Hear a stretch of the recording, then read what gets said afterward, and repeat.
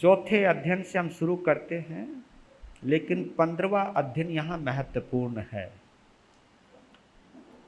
जिसे हम एवंता कुमार का अध्ययन कहते हैं, जिसमें विशेष वर्णन आया है, उसको विस्तार से बताया है। और जो वर्णन एक दूसरे के साथ जुड़ते चले गए, उनको संक्षेप में कहते चले गए। नाम बदले हैं, जगह बदली है, लेकिन बाकी का कोई जो व्यवहार है, दीक्षा लेना, तपस्या करना, कर्म निर्जरा करना, मुक्ति में जाना, ये तीन बातें सभी के साथ जहां कॉमन है, उसको संक्षेप में कह दिया गया है। तो कल आपने 3 अध्ययनों तक सुना, क्योंकि तीसरा अध्ययन अर्जुन माली का था, और चौथा अध्ययन से लेकर के पूरा छठा वर्ग और सप्तम वर्ग, 2 वर्ग आज आएंगे और संक्षेप में सुनाएंगे, लेकिन बीच में एवंता का जो विशेष वर्णन है उसके ऊपर विशेष प्रकाश डालते हैं।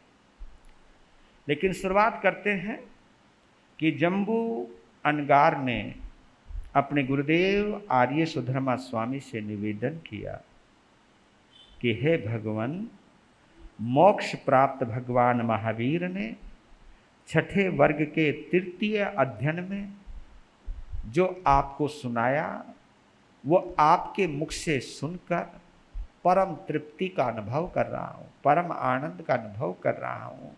लेकिन इस परम आनंद को और आनंदित करने के लिए चतुर्थ अध्ययन में क्या फरमाया है, उसकी जिज्ञासा रख रहा हूँ। अपने शिष्य की जिज्ञासा को ध्यान में रखते हुए सुधर्मा स्वामी ने कहना शुरू किया कि जम्बू, छठे वर्ग के चतुर्थ अध्ययन के भाव इस प्रकार है। उस काल, उस समय में, यानी अवसर्पणी काल और चौथा आरा, और चौथे आरे में, क्योंकि चौथे आरे में तो और भी तीर्थंकर हुए हैं, काल उस समय का जिस काल या जिस समय में भगवान महावीर इस धरती पर सशरीर विचरण कर रहे थे, तीर्थंकरत्व की साधना में थे या तीर्थंकरत्व का उपभोग कर रहे थे। तो राजगृह नगरी थी, वहां पर राजा श्रेणिक शासन किया करते थे, और नगरी के ईशान कोण में गुणशील नाम का उद्यान था, और उस नगर में काश्यप नाम का एक गाथापति रहता था।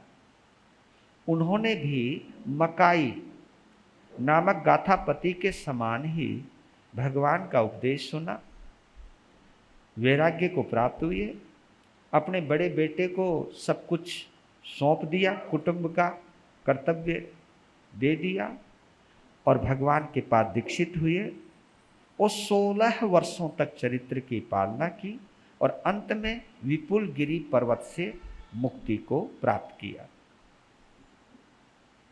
इसी प्रकार 5वें अध्ययन में क्षेमक गाथापति का वर्णन है। बस भिन्नता केवल इतनी है कि ये काकंदी नगरी के निवासी थे, बाकी सब सेम है। इसी प्रकार धृतिधर गाथापति का वर्णन है। ये भी काकंदी नगरी के निवासी थे। इन्होंने 16 वर्षों तक संयम की पालना की, अंत में विपुल गिरी पर्वत से सिद्ध गति को प्राप्त किया। कैलाश गाथापति का वर्णन 7वें अध्ययन में है। ये साकेत नगरी के निवासी थे। इन्होंने 12 वर्षों तक चरित्र की पालना की, और अंत में विपुल गिरी पर्वत पर अंतिम श्वासोश्वास में, ये शब्द जरूर जोड़ के रखना, अंतिम श्वासोश्वास में, जो आखिरी सांस है, अंतिम श्वासोश्वास में केवल ज्ञान और निर्वाण को प्राप्त किया।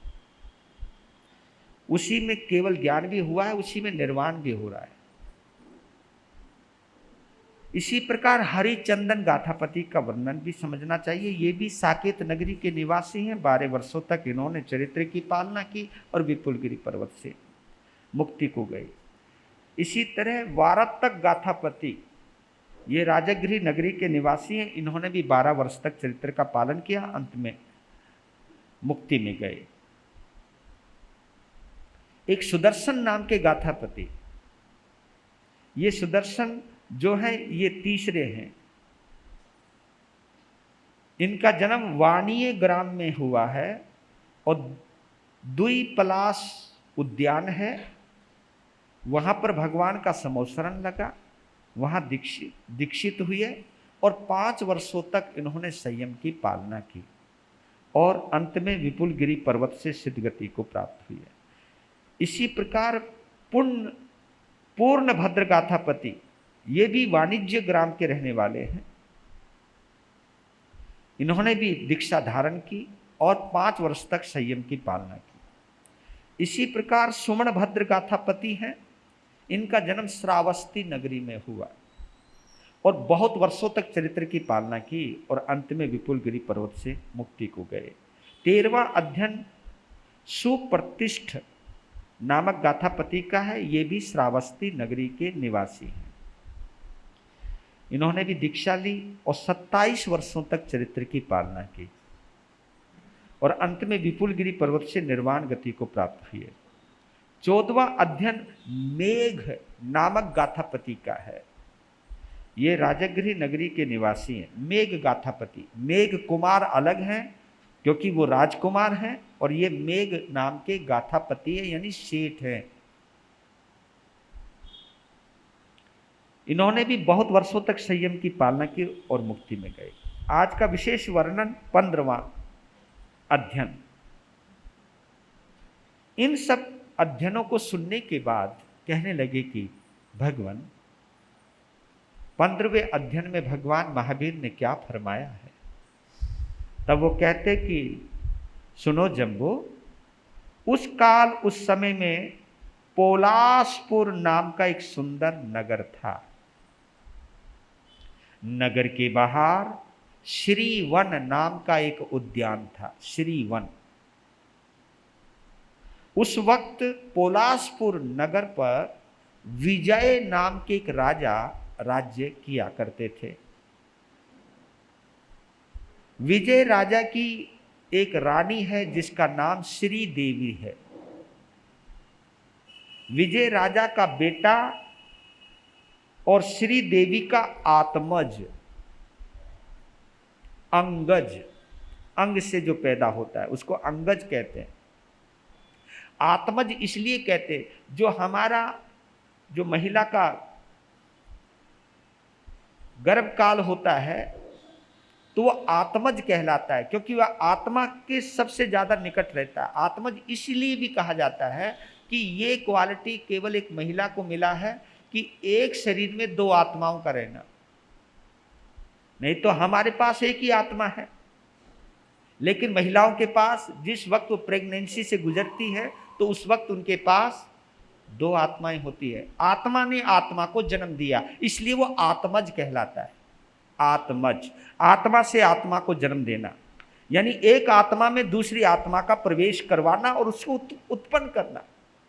अंगज कहते हैं अंग से पैदा होना, सहोदर कहते हैं सगे को। तो अति मुक्त नाम का एक कुमार है जिसको प्यार में हम एवंता कुमार भी कहते हैं और जो बेहद खूबसूरत है। राजा का लड़का है तो पुण्यवान तो है ही, और पुण्यवानी सौंदर्य में भी झलक रही है और बहुत कोमल है। आज विशेष वर्णन गौतम स्वामी का भी आएगा। उस काल उस समय में शरमन भगवान महावीर ग्रामानुग्राम विचरण करते हुए श्रीवन उद्यान में विराजमान होते हैं। पोलासपुर नगर के बाहर जो श्रीवन उद्यान है उसमें विराजमान होते हैं। भगवान महावीर के ज्येष्ठ शिष्य जेठे अंतेवासी इंद्रभुई, ज्येष्ठ शिष्य इंद्रभूति गौतम, जिनका वर्णन भगवती सूत्र में आता है। उनका स्वरूप कैसा है, उनका रूप कैसा है, उनका एक जीवन रेखा जिसको हम कहते हैं, जीवन वृत्त कहते हैं, उनकी जीवन की झांकी कहते हैं, वो भगवती सूत्र के अंदर मिलती है। तो उसका पाठ, मूल पाठ है, उसका पाठ ना सुना करके मैं उसका अर्थ बतला रहा हूं। वो कैसे थे, गौतम स्वामी कैसे थे। वो कह रहे हैं कि वही तेनम कालेनम तेनम समयनम, उस काल उस समय में शरमन भगवान महावीर स्वामी के ज्येष्ठ अंतेवासी शिष्य इंद्रभूति गौतम, नाम है उनका इंद्रभूति, और उनका गोत्र है गौतम। गोत्र के नाम से प्रसिद्ध हुए गौतम, गौतम स्वामी। इंद्रभूति गौतम तप संयम से अपनी आत्मा को भावित करते हुए विचर रहे थे। गौतम गोत्रीय इंद्रभूति के शरीर की ऊंचाई 7 हाथ की थी। तो भगवान महावीर के शरीर की भी ऊंचाई 7 हाथ की है, तो उनके शिष्य गौतम स्वामी की ऊंचाई भी 7 हाथ की है। और हमारी शरीर की कितनी ऊंचाई है? हाँ, 3.5 हाथ की। हमारे अपने हाथ से हम नापेंगे तो 3.5 ही बैठेगा, चाहे कोई लंबा हो चाहे कोई छोटा, तो 3.5 हाथ की बैठते। और इसलिए मुनिराजों को कहा जाता है कि 3.5 हाथ देख करके चले, अपने शरीर की जितनी लंबाई है उतना देख करके वो आगे से आगे चले। ये विधान है कि 3.5 हाथ देख करके चले, यानी जितना शरीर है उतना देख करके चले। तो भगवान की ऊंचाई भी 7 हाथ की है, गौतम स्वामी के शरीर की भी ऊंचाई 7 हाथ की है। वे समुचतुरस्य संस्थान से संपन्न थे। समुचतुरस्य संस्थान अर्थात जब हम पद्मासन लगाते हैं, पद्मासन लगाकर बैठने पर शरीर की ऊंचाई और चौड़ाई, हमारा पद्मासन थोड़ा आगे निकल जाता है, लेकिन उनकी ऊंचाई और चौड़ाई बिल्कुल एक जैसी, एक सांचे में ढसी रहती, उसको समुचतुरस्य संस्थान कहते हैं। उनका वज्र ऋषभ नाराज संघनन है, अर्थात उनके शरीर की जो हड्डियां हैं उनकी संघटना, उनकी संरचना वज्र के समान तुल्य है। उनकी, क्योंकि केवल ज्ञान का प्रकाश ऐसे नहीं ठहर जाता किसी के पास, ऐसे नहीं एक पेड़ी उतरते ही या एक पेड़ी से फिसलते ही बंदे की हड्डी टूट जाए। हमारे तो नाजुक इतना, आदमी फिसलती टूट जाता है। कब बाथरूम में नहाता नहाता फिसल गया, लो जी कुल्ला गया, कि भी किसी का कुछ गया।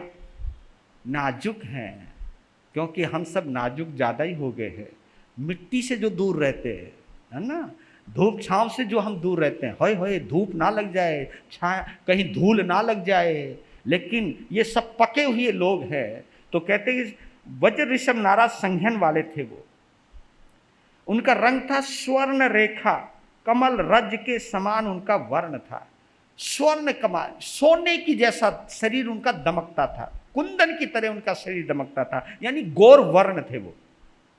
और वे उग्र तपस्वी थे, दीप्त तपस्वी थे, तप्त तपस्वी थे, घोर तपस्वी थे, महातपस्वी थे।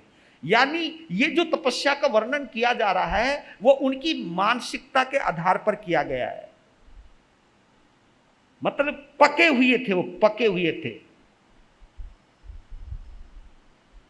वे उदार प्रधान गुणों से संपन्न थे, घोर ब्रह्मचर्य को धारण करने वाले थे, शारीरिक ममत्व से वो रहित थे, तेजोलेशा को गुप्त रखने वाले थे, यानी तेजोलेशा उनके पास भी थी लेकिन उसको गुप्त रखते थे।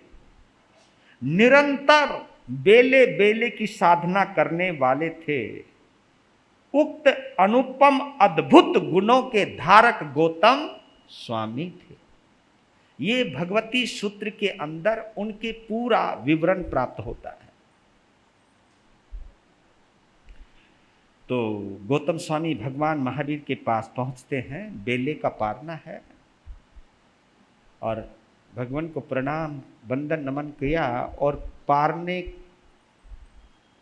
के लिए जाने की इजाज़त मांगी कि आपकी आज्ञा हो तो मैं बेले के पारने के लिए जाऊं क्या, पोलासपुर नगर में। भगवान ने कहा आहा स्वयं देवानुति। एक सवाल पैदा होता है 14,000 संतों का मालिक। वैसे देखा जाए तो 50,000 साधु साध्वियों के मालिक हैं, क्योंकि 36,000 और 14,000 कुल कितने? 50,000। इतने साधु साध्वियों के मालिक होने के बावजूद भी आहार को जा रहे हैं। तो इसके एक दो कारण हैं कि जहां नई जगह होती थी गौतम स्वामी खुद जाते थे। हो सकता है कि पहली बार पोलासपुर नगर में भगवान पधारे हों। देखिए, छोटे संत में और बड़े संत में अनुभव का फर्क तो होता ही है, स्वाभाविक रूप से।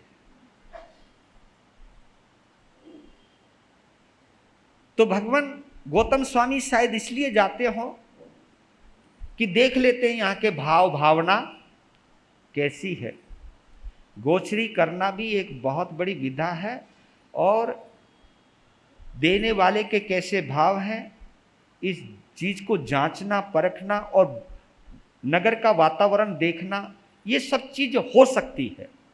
इनकी वजह से गौतम स्वामी बेले के पारने के लिए पोलासपुर नगर में निकलते हैं आज्ञा लेकर के। देखिए, आज्ञा के बिना कोई नहीं जा रहा है।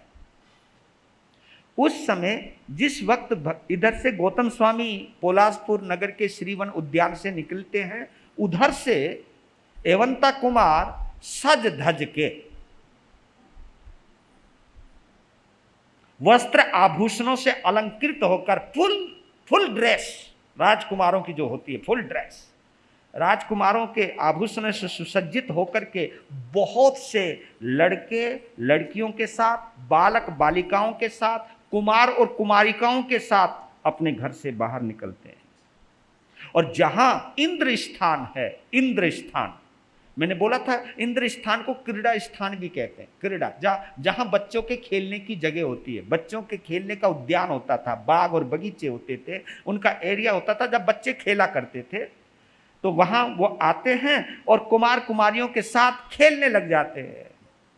जिस वक्त एवंता कुमार अपने हम उम्र के बच्चों के साथ खेल रहे हैं, उस वक्त उसी स्थान के पास से गौतम स्वामी गुजर रहे हैं। एवंता कुमार की नजर गौतम स्वामी के ऊपर पड़ती है।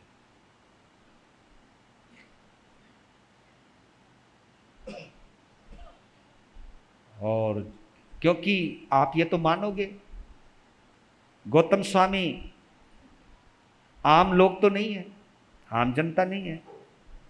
और आपको एक गहरी बात बताओ, आप हम लोग है ना भरी भीड़ में अलग से ही नजर आते हैं।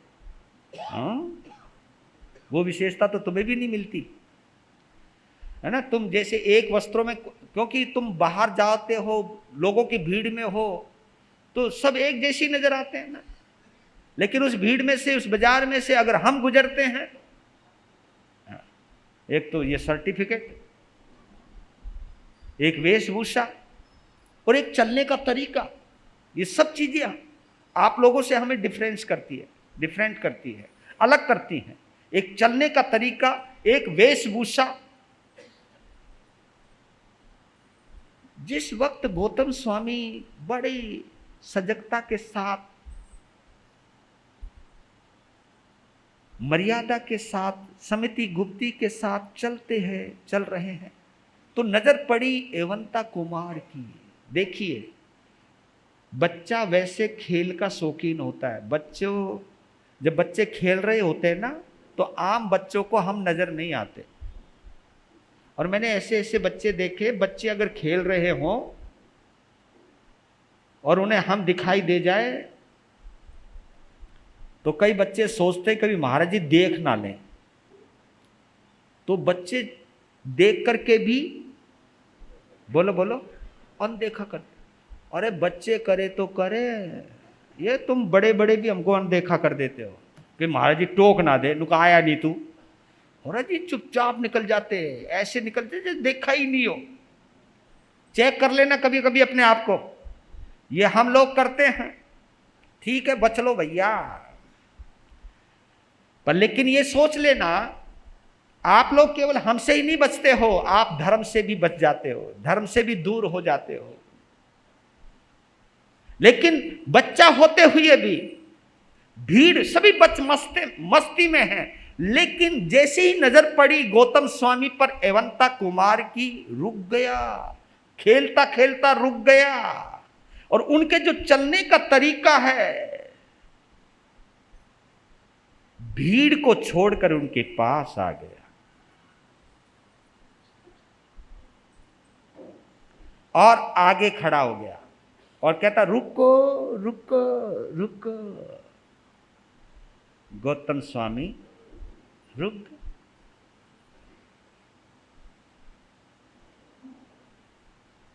अब वो तो नीचे ही है। कौन नीचे? एवंता कुमार छोटा सा ही तो सामने।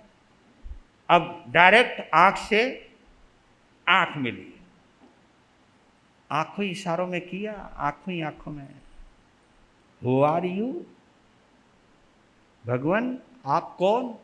क्योंकि पहली बार देखा ना उनको। आप कौन? केनम भन्ते तुभ्ये, कौन हो आप? किम वह अड़ा है, कहां जा रहे हो, क्यों जा रहे हो, ये क्या है? जो भी सिस्टम होगा वहां पर।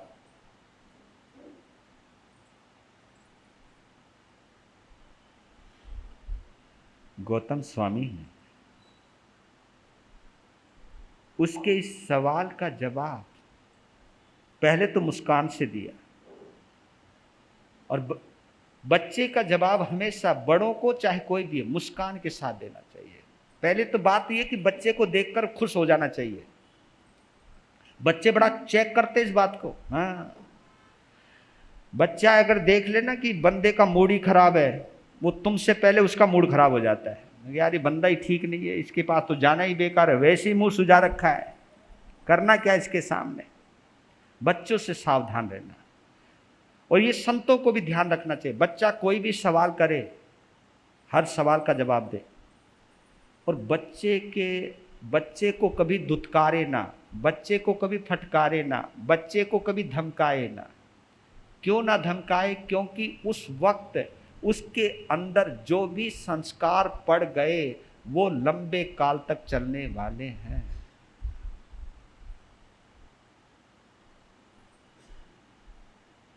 तो पहला सवाल का जवाब दिया कि सुनो, हम श्रमण हैं, हम निर्ग्रंथ हैं।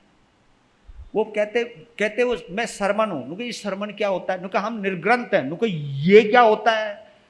तब कहा कि हम साधु हैं। ओके, अब क्योंकि ये कॉमन बात है, ये तो नॉर्मल सी बात है। ओके साधु, हाँ लगते तो हो। तो ये हाथ में क्या ले रखा है? नुके ये पात्र है, पात्र। ये भी होगा कुछ ना कुछ की है। नुके ये जीव दया का उपकरण है। ये क्या होता है? देखो, जहां भी हम बैठते हैं पहले इससे साफ करके बैठते हैं। क्यों? क्योंकि वहां कोई जीव ना हो और किसी जीव की विराधना ना हो, इसलिए हम उसको साफ करके बैठते हैं। ओ, तुम तो बहुत अच्छे हो, यानी कोई जीव मरना नहीं चाहिए। उनको ना, ये पात्रे किस लिए?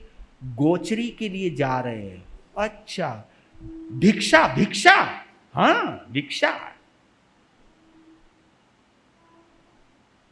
तब गौतम स्वामी को मालूम है क्या कहते हैं? सुनो, झुके वो, मेरी माँ है ना, बहुत गजब का भोजन बनाती है, बहुत टेस्टी, मैं तो चाटता रह जाता हूं। आप हमारे घर चलोगे?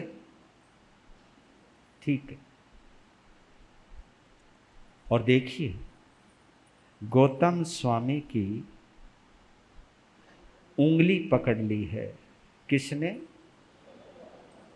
एवंता कुमार ने। जबकि ये नियम है, हाँ नियम है। कि कोई गृहस्थी या कोई बच्चा संत की उंगली पकड़े तो उंगली नहीं पकड़ाना, लेकिन गौतम स्वामी ने अपना हाथ ही पकड़ा दिया। और मालूम है, खींचता हुआ ले जा रहा है, चलो, अच्छा चल रहा हो, जल्दी चलो। देखो बच्चा खेल को भूल गया, कर्तव्य याद आया। देखो कहीं ना कहीं कुल और खानदान का असर किस तरह प्रभाव डालता है, इससे भी पता चलता है। और ये वर्णन है, हम ये बोध कथा भी आती है, मेरे उपाध्याय भगवान सुनाए करते थे जब इसको सुनाते थे, कि भगवान बुद्ध एक गांव से गुजर रहे हैं, गांव के बाहर बच्चे मिट्टी के अंदर खेल रहे हैं।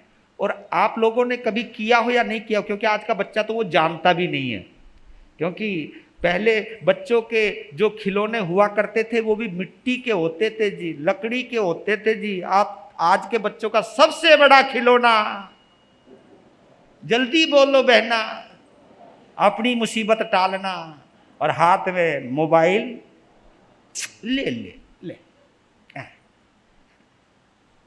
बच्चा लग गया, तुम भी लग जाते हो, कभी किट्टी में, कभी किसी, और कोई तो फोन करने में लगे रहते। बच्चा क्या देख रहा है, क्या कर रहा है, उसकी आंखों में क्या होगा। और मालूम है, कई वो छोटे छोटे पिद्दे से ऐसे ऐसे चीज निकाल देते हैं वो मोबाइल में से, क्या ढूंढते हैं क्या। मुझे तो लगता है ये मेरी बहनें जो होती है ना, जिस समय उस काल से गुजर रही होती हैं, बच्चे को जन्म देने की प्रक्रिया से गुजर रही होती है, क्योंकि उस वक्त भी तुम्हारे हाथ में मोबाइल ही होता है। आधा मोबाइल तो तुम उसको बच्चे को पेट में ही सिखा देते हो, कभी तुमने चेक कर लेना। क्योंकि जब अभिमन्यु पेट के अंदर चक्रव्यूह को भेदना सीख सकता है, और केवल सुनने से,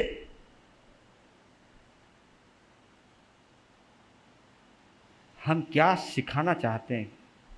तो खिलौने बना रखे हैं, गुड्डे गुड़िया का विवाह चल रहा है, दो टीले अलग अलग मिट्टी के, एक तरफ लड़के वाले एक तरफ लड़की वाले, खिलौने बना रखे छोटे छोटे छोटे छोटे। एक बड़ा सा खिलौना बना रखा है, एक बड़ा सा, दोनों बड़ा सा खिलौना बना रखा है, एक का लड़का है और एक की लड़की है। और जो छोटे छोटे खिलौने हैं वो सब बाराती है, हाँ। और जो बंदे खुद, जिनको चड्डी पहननी नहीं आती, कोई माँ बनी हुई है, कोई बाप बना हुआ है, पूरा का पूरा साम्राज्य स्थापित कर दिया है। और बीच में एक सड़क सी बना दी है, यहां से दुल्हे की बारात आएगी, ढोल बज रहे और नाच रहे हैं। इतने में महात्मा बुद्ध दिखाई देंगे। महात्मा बुद्ध को देखती कहा, एक उनमें एक बुजुर्ग था, बुजुर्ग नहीं, बच्चा ही बुजुर्ग बना हुआ ना, लड़की का बाप बना हुआ है भैया, कोई लड़के का बाप बना हुआ है, कोई ये बच्चे अपने आप, अरे हम ही लोग समझते हैं बच्चे हैं, बच्चे अपने आप को बच्चे कभी भी नहीं समझते। कभी तुम ही तो समझते बच्चे, वहां तो बड़े बड़े समझते हैं। एक ने कहा महात्मा जी जा रहे हैं, एक छोटा सा बच्चा, महात्मा जी जा रहे हैं। हाँ यार, ऐसे अपने बच्चों के विवाह के ऊपर इन संतों को जरूर बुलाना चाहिए, शुभ रहता है, लड़की लड़कियों के लिए शुभ रहता है। तो वो बच्चे उठ के जाते हैं, महात्मा बुद्ध को कहते हैं, पधारो जी, मेरे लड़के की शादी है। अच्छा। दूसरा बोला, मेरी लड़की है इतने से, मेरी लड़की है, मेरा लड़का है। महात्मा बुद्ध मुस्कुराए, क्या करना, मिठाइयाँ बनी है, भोजन लो, पहले आपको खिलाया जाएगा, बाद में बरातियों को खिलाएंगे। महात्मा बुद्ध पहुंच गए, और वहां तो सारी मिठाई मिट्टी की, मिठाई भी मिट्टी की, जब बराती मिट्टी के, जब गुड्डा गुड्डी मिट्टी के।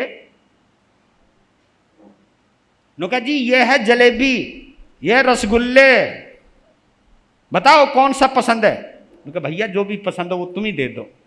तो मिट्टी भर दी पात्रे में। महात्मा बुद्ध ने उनको मना नहीं किया। क्यों नहीं किया? कि आज जो बच्चे मिट्टी बहरा रहे हैं, कल ये मिठाई बहराएंगे, कल ये अन्न बहराएंगे। ये व्यवस्थाएं, ये संवेदनशीलता है। तो महात्मा गौतम स्वामी चल रहे हैं पीछे पीछे, और आवाज भी लगाई है। हाँ, एक दूसरा संगठा और कर दिया, आवाज लगाई मां। जैसे देखा तो श्री देवी ने देख लिया, बाहर आती है, वंदन किया। बहुत बड़े तपस्वी हैं, बहुत बड़े महात्मा हैं, एक चींटी भी नहीं मारते ये। इनको आहार बहराओ। आहार बहराया, खुद ने भी बहराया। जब वो चलने लगे, दरवाजे तक बाहर आए, तो इतनी देर के अंदर बच्चे हिल मिल जाते हैं, बहुत जल्दी हिल मिल जाते हैं। इतनी देर में जब वो बाहर जाने लगे, फिर खड़ा हो गया आगे। उनका अब कहाँ जाओगे? उनके अब मैं अपने गुरुजी के पास जाऊंगा। तुम्हारे भी गुरुजी हैं? क्यों? जब तुम्हारे माँ बाप हो सकते तो हमारे माँ बाप नहीं हो सकते? ओके, तो इसका मतलब तो ये है कि तुम्हारे गुरुजी तो तुम्हारे से भी ज्यादा, जब तुम इतने गजब के हो, जब तुम्हारे पास से मुझे इतना आनंद आ रहा है। तुम्हारे भगवान का नाम क्या है? कि भगवान महावीर स्वामी और श्रीवन उद्यान में विराजमान है।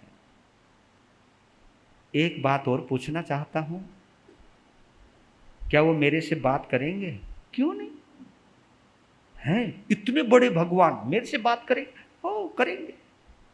मां, मैं जा रहा हूं, मैं इनके भगवान से मिलने जा रहा हूं, ये कहकर चल पड़े।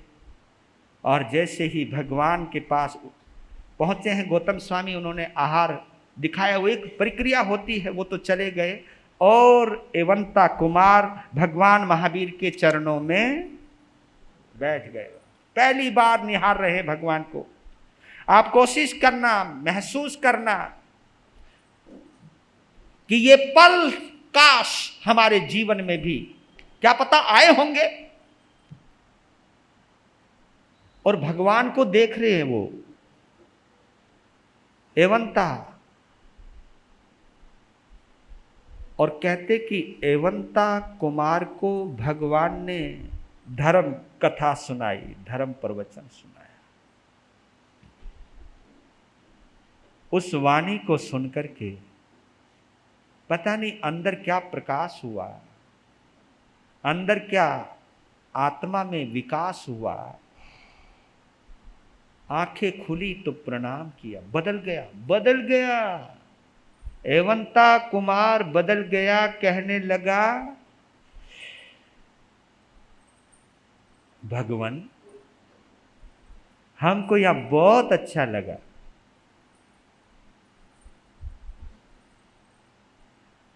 हम, एक बच्चा बोल रहा है, क्योंकि हमारे यहां पर सबसे छोटा दीक्षार्थी, सबसे छोटा दीक्षा लेने वाला कौन है? एवंता कुमार। 8-9 वर्ष की उम्र है, सबसे छोटा। और बच्चे होते बड़े अद्भुत है। उस बच्चे ने कहा कि मैं आपके चरणों में दीक्षा लेना चाहता हूं। तब कहते कि माता पिता की आज्ञा लेकर के, मेरी मां बहुत अच्छी है, जिसके ऊपर मैं हाथ रख देता हूं ना, ये चाहिए, मेरी मां, मेरे पिताजी मुझे वही देते। बच्चा अपना मनोविज्ञान जानता है। और कहते कि उछलता कूदता, हंसता खिलता, मुस्कुराता अपने मां के पास आया। एवंता को इतना खुश देखा, प्रसन्न देखा, तो क्या बोलती है मां, क्या हुआ? मां, जो आए थे ना उनके गुरुजी उनसे भी अच्छे, और मां मैं उनके चरणों में दीक्षा लेना चाहता। आए, कलेजा आया बाहर। ये शब्द सुनते ही कलेजा आया। क्या बोला? मैं उन्हीं के पास रहना चाहता हूं, मैं दीक्षा लेना चाहता हूं। जब मां ने कहा तुझे पता है दीक्षा किसको कहते हैं? पहले तो हंसी वो कि बोल क्या रही है, तुझे पता है दीक्षा किसको कहते हैं? तू बालक है, बच्चा है। असंबुद्धेसी तुमम पुत्ता, तुझे बोधि प्राप्त नहीं है, तुझे भले अच्छे बुरे का ज्ञान नहीं है, तुझे विवेक नहीं है, अच्छा बुरा क्या है तुझे पता नहीं है, तू अभी बालक है, तुझे क्या पता धर्म क्या होता है। तब एक गहरी बात कहता है, ये सुन करके कहा कि मां सुनो, मैं इतना भी छोटा नहीं हूं जितना तुम मुझे समझ रही हो, तू क्या जानता है। तब उन्होंने एक कही थी बात, जम चेव न जानामि तम चेव न जानामि, जम चेव न जानामि तम चेव जानामि। कहा कि जिसे मैं जानता हूं उसी को नहीं जानता, जिसको मैं नहीं जानता उसी को जानता हूं। ओए, पहले तो माँ बाप ने उसे ऊपर से नीचे, नीचे से ऊपर देखा कि बोल क्या रहा है ये, कि जिसे मैं जानता हूं उसी को नहीं जानता, जिसे मैं नहीं जानता उसी को जानता हूं। होए, ये क्या बोला तूने? हाँ, चकरा गए ना। जब देखो तुम सभी अपने आप को बुद्धिमान समझते, हम भी तो हैं कुछ। तब कहा कि बेटा ये तूने क्या बोला, ये क्या कहा तूने, जिसे मैं जानता हूं उसी को नहीं जानता, जिसे नहीं जानता उसी को मैं जानता हूं। कि सुनो, वो कहते हैं कि मैं जानता हूं कि जिसने जन्म लिया है, मैं जानता हूं जिसने जन्म लिया है उसे एक ना एक दिन अवश्य मरना है, पर मैं ये नहीं जानता कि वो कब, कहां, कैसे और कितने समय के बाद मरेगा। जिसे मैं जानता हूं उसी को नहीं जानता। मैं ये तो जानता हूं कि जिसका जन्म हुआ है वो एक ना एक दिन मरेगा, लेकिन कब मरेगा, कहां मरेगा, कैसे मरेगा, कितने समय के बाद मरेगा, ये मैं नहीं जानता हूं। और जिसे मैं नहीं जानता उसी को जानता हूं। मैं ये नहीं जानता कि बंदा कौन से कर्म का फल क्या भुगतेगा, लेकिन इतना जानता हूं जो जैसा करेगा वो वैसा भरेगा। अच्छा करेगा अच्छा मिलेगा, बुरा करेगा बुरा मिलेगा, ये मैं जानता। अब माता पिता निरुत्तर हो गए। फिर मां का हाथ पकड़ के हिलाया, ए मां देखना, देव ना दीक्षा की आज्ञा देव, मैं दीक्षा लेना चाहता हूं। बच्चे को गोद में उठा लिया और उसको चूमने लगी। पिता ने गोद में उठा लिया, छाती से कलेजे से लगा लिया।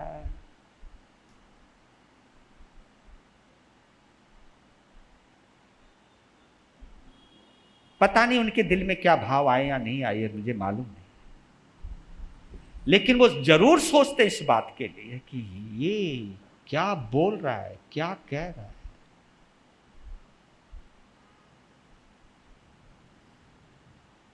तब उन्होंने कहा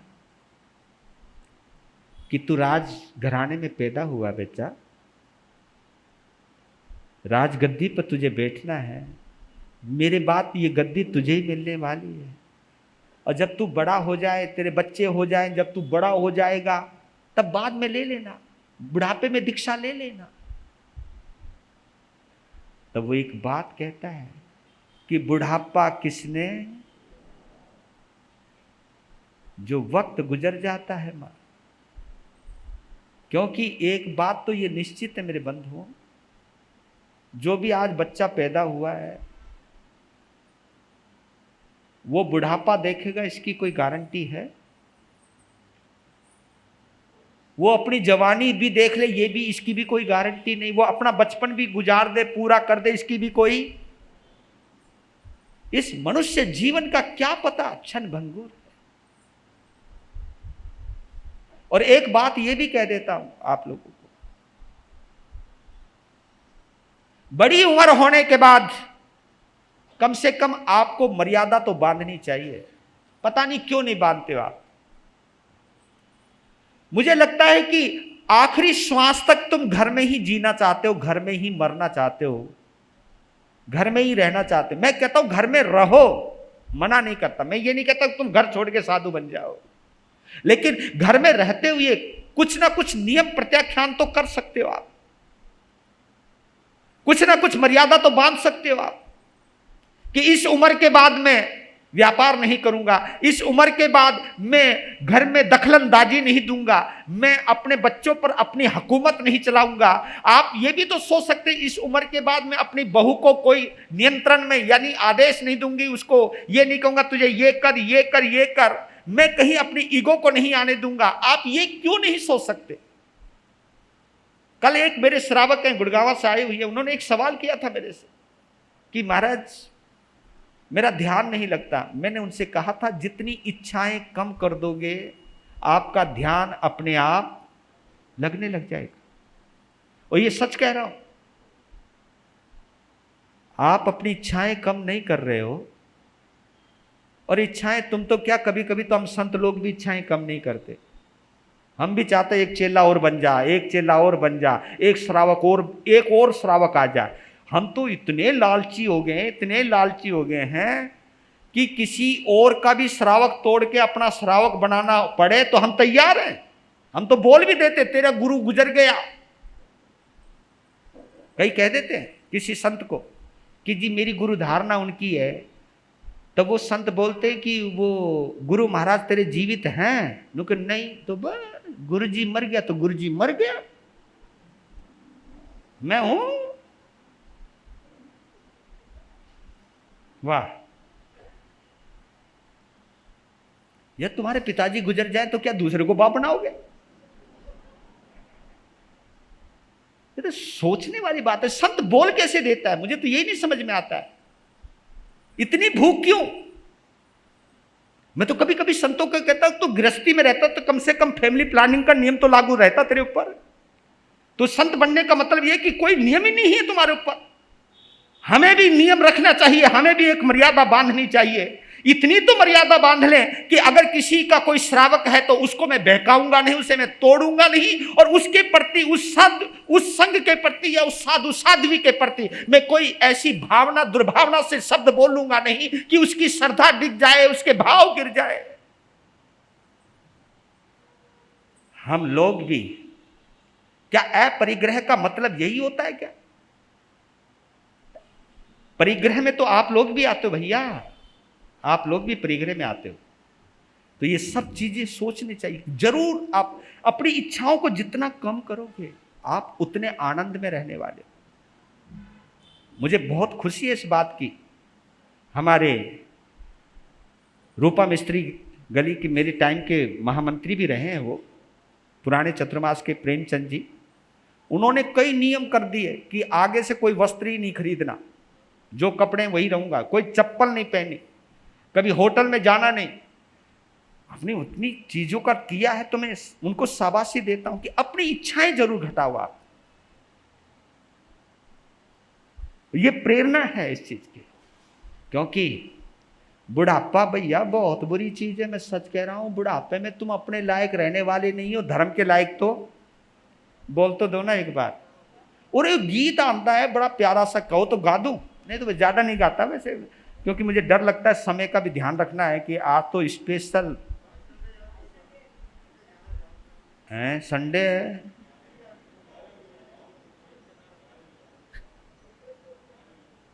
हुन की करिए मेरे राम विच बुढ़ापे दे।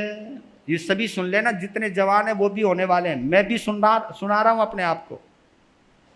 हुन की करिए मेरे राम विच बुढ़ापे दे, हुन की करिए मेरे राम। बोलना जरूर है, जो मानो जरूर बोलना। बोलना मुझे, मैं बताऊं, मुझे दो ही जनों से ज्यादा प्यार करता हूं, एक तो बच्चे से क्योंकि बच्चा बहुत भोला है, और एक मैं बुजुर्गों से बहुत प्यार करता हूं क्योंकि वही होने वाला हूं। मैं दो जनों को भूलता नहीं हूं, क्योंकि बच्चा शुरुआत है, बुढ़ापा आखिरी अवस्था है। हुन की करिए मेरे राम विच बुढ़ापे दे, हुन की करिए मेरे राम। कोई न लेंदा सार विच बुढ़ापे दे, कोई न लेंदा सार विच बुढ़ापे। झड़ जांदी है काया सारी, झड़ जांदी है काया, लग जांदी है नवी बीमारे, लग जांदी है नवी। अरे खांसी कदे बुखार विच बुढ़ापे दे, खांसी कदे बुखार विच बुढ़ापे दे। हुन की करिए मेरे राम विच बुढ़ापे दे, हुन की करिए मेरे राम विच बुढ़ापे। और तो देखो जी, चंगा भोजन कोई नहीं देंदा, चंगा भोजन, दवा दारू भी कोई नहीं देंदा, दवा दारू भी। ऊपर से झिड़का मिले हजार विच बुढ़ापे दे, झिड़का मिले हजार विच बुढ़ापे दे। हुन की करिए मेरे राम विच बुढ़ापे दे, हुन की करिए मेरे राम विच बुढ़ापे। सारा टब्बर देख के कूड़े, भाई बड़ी बड़ी, मैं क्या बताऊं तुम्हें समझ में नहीं आता लोगों की। तुम आप इतने बड़े हो जाते हो, तुम बड़े बड़े चेहरा जानते हो, बड़े बड़े चेहरा पढ़ना जानते हो, अपने बच्चों का चेहरा नहीं जानते। वो ये भी जानते, वो ये सोचते सारा टब्बर देख के कूड़े, सारा टब्बर देख। क्यों नहीं मरदे बुढ़ी बूढ़े, क्यों नहीं मरदे बुढ़ी बूढ़े। बड़ी जिंदगी ख्वार विच बुढ़ापे दे, बड़ी जिंदगी ख्वार विच बुढ़ापे दे। हुन की करिए मेरे राम विच बुढ़ापे। और ये भी अवस्था होती है, पुत्र दफ्तर नू टुर जावे, पुत्र दफ्तर नू टुर जावे। नूह पुत नाल सिनमा जावे, नूह पुत नाल सिनमा जावे। वो छोटा सा पिद्दा वो बाबे नू सौंप जावे, बाबा पोता पया खिलावे, बाबा पोता पया खिलावे। घर दा चौकीदार विच बुढ़ापे दे, घर का चौकीदार विच बुढ़ापे दे। हुन की करिए मेरे राम विच बुढ़ापे दे। और भी बेदरा देखो उसकी क्या बोलता है। महल कोठियां बड़े बनाए, बोलो महल कोठियां बड़े बनाए, महल कोठियां बड़े बनाए। कमरे भी में खूब सजाए, कमरे भी में खूब सजाए। सोफा सेट अंदर लगवाए, सोफा सेट अंदर लगवाए। डबल बेड अंदर लगवाए, डबल बेड अंदर लगवाए। साडी मंजी बहार विच बुढ़ापे दे, साडी मंजी बहार विच बुढ़ापे दे। हुन की करिए मेरे राम विच बुढ़ापे दे, हुन की करिए मेरे राम विच बुढ़ापे दे। आखिरी में कहते हैं धर्म कर्म भी नहीं कमाया, धर्म कर्म भी नहीं कमाया। मंदिर भी मैं नहीं बनवाया, मंदिर भी मैं नहीं बनवाया। दान पुण्य भी नहीं कराया, दान पुण्य भी नहीं कराया। राम दा नाम भी नहीं धियाया, राम दा नाम भी नहीं धियाया। कैसे हो बेड़ा पार विच बुढ़ापे दे, कैसे हो बेड़ा पार विच बुढ़ापे दे। हुन की करिए मेरे राम विच बुढ़ापे दे, हुन की करिए मेरे राम विच बुढ़ापे दे। बच्चा कहता है कि इस उम्र का भरोसा ही क्या है।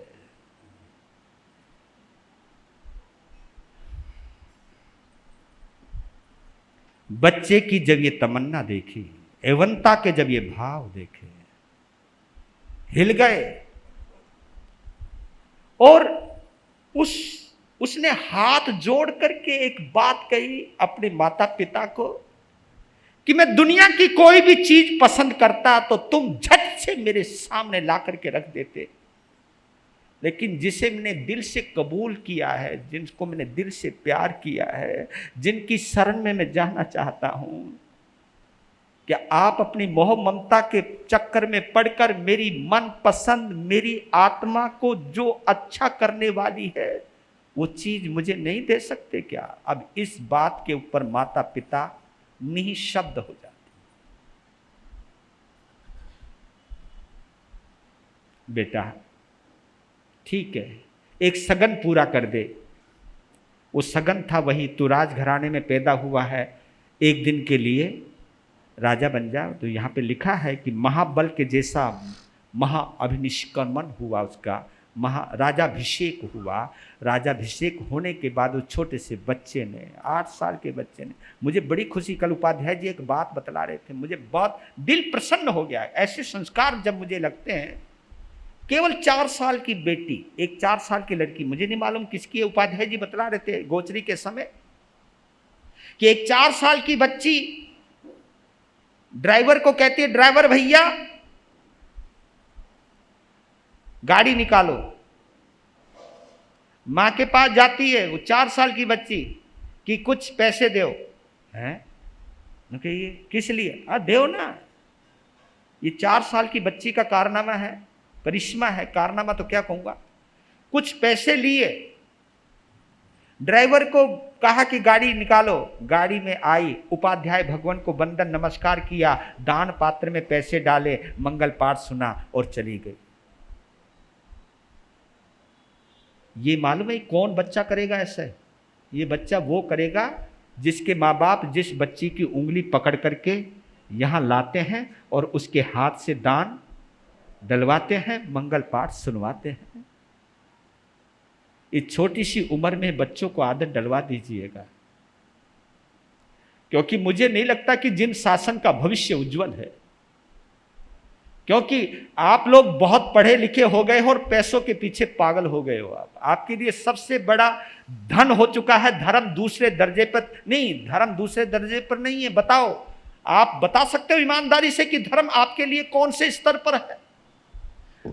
अगर मैं कहूं तो मालूम है धर्म आपके लिए कौन से जगह पर है? सबसे ऊपर पैसा, फिर आपका परिवार, फिर आपका शरीर, फिर आपके रिश्तेदार, फिर आपके दोस्त, और छठे नंबर पे आता है आपका धर्म।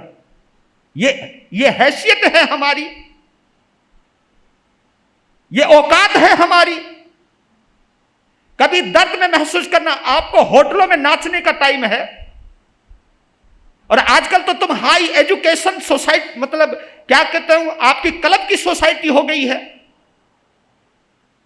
क्लब के अंदर आपको शराब पीने का मौका मिलता है, शराब पी लेते हो, नाच लेते हो आप लोग। मैं तो जरूर कहता हूं कि हमारे चेयरमैन और अध्यक्ष बैठे हुए हैं, आपका महावीर जैन युवक संघ बड़ा ही प्रतिभाशाली है, लेकिन इसके नियम भी ऐसे बना दीजिएगा कि जिनको पीने का शौक है, ताश पत्तों का शौक है, क्लबों का शौक है, नाचने का शौक है, कम से कम उनको मेंबर तो मत बनाइए आप। ये जीवन में लाना पड़ेगा, उनको दीजिएगा। आपने अपनी मेंबरशिप निर्धारित की हुई है कि इतनी मेंबरशिप आएगी तो इस युवक संघ की मेंबरशिप मिलेगी, लेकिन पैसों से मत नापिए आप मेंबरशिप को, आप संस्कारों से नापिए कि आपके अंदर ये बुराई नहीं होगी तो आप इसके मेंबर स्वाभाविक बन जाओगे। अगर आपके अंदर ये बुराइयां हैं तो तुम चाहे कितना भी पैसा दो तो भी इस आदरणीय संघ के मेंबर नहीं बन पाओगे आप।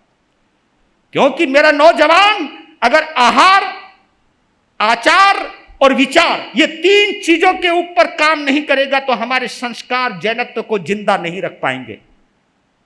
आपका आहार कैसा होना चाहिए आपको पता होना चाहिए।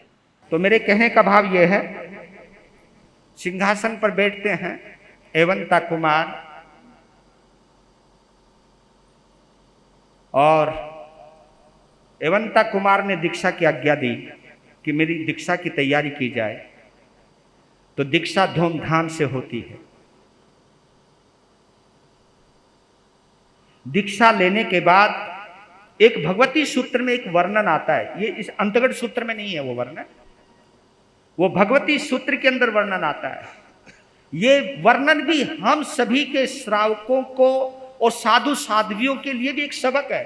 एवंता मुनि का वर्णन भगवती सूत्र के 5 शतक उद्देश्य 4 के अंदर, 5 शतक उद्देश्य 4 के अंदर का बड़ा एक रोचक वर्णन आता है, उनके जीवन के साथ जुड़ा हुआ वर्णन आता है। मूल पाठ को छोड़ रहा हूं, बतला रहा हूं कि उस काल उस समय में, भगवती सूत्र का पाठ है, उसका हिंदी बोल रहा हूं। उस काल उस समय में भगवान महावीर के एक अंतेवासी शिष्य थे जिनका नाम था एवंता कुमार शर्मन। वे प्रकृति से भद्र थे, विनयवान थे। एक बार वे एवंता कुमार बगल में रजोहरण ग्रहण करके, ये सब शब्द है इसके अंदर, ये सब पाठ है इसके अंदर, रजोहरण ग्रहण करके पात्र को लेकर शौच निवृत्ति के लिए दीर्घ शंका के लिए जंगल में गए। कुछ समय पूर्व ही भारी बारिश हुई, यत्र तत्र जल स्रोत बह रहे थे, पानी बह रहा था। एक स्थान पर एवंता मुनि ने पानी के एक छोटे से नाले को देखा। उसे देखकर बाल मुनि ने बहते हुए पानी को मिट्टी की पाल बांधकर रोक दिया। मिट्टी की पाल बांधकर उतने पानी को रोक दिया। फिर उन्होंने अपनी पात्री को, अपने बर्तन को, लकड़ी का बर्तन है क्योंकि हमारा बर्तन ना तो लोहे का है, ना स्टील का है, ना तांबे का है, हमारा बर्तन लकड़ी का है।